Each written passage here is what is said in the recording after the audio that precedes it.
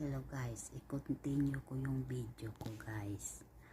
Ang agency ko guys sa Zamboanga, MML. Branch Zamboanga guys, MML. Guys, dati nag-apply ako sa 2008. Wala yan gastos guys, ang agency kahit piso.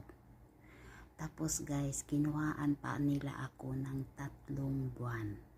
Dapat pag-abot ng buwan, tatawagan na yan ako ng asawa ng branch manager sa Zamboanga kasi ipadala ko na yung pera.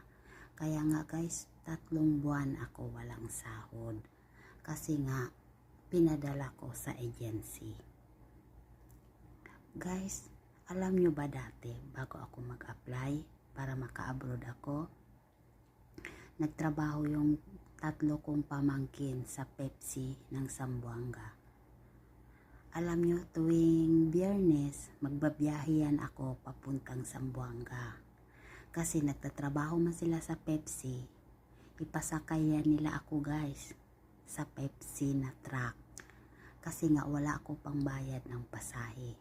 Pupunta ako sa 3 kong pamangkin, maglaba ako ng mga damit nila. Tuwing Sabado sa hapon, may sahod sila.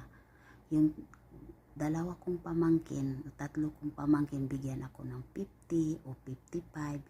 Tapos may kasama sila sa bahay na kasama nila sa trabaho, ang pangalan na Jerry.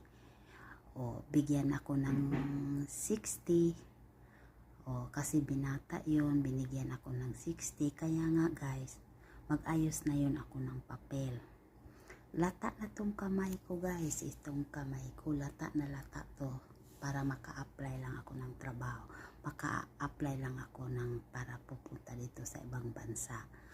Maglabayan ako ng mga damit nila o paka-Lunes guys, may ano na ako, may pamasahe na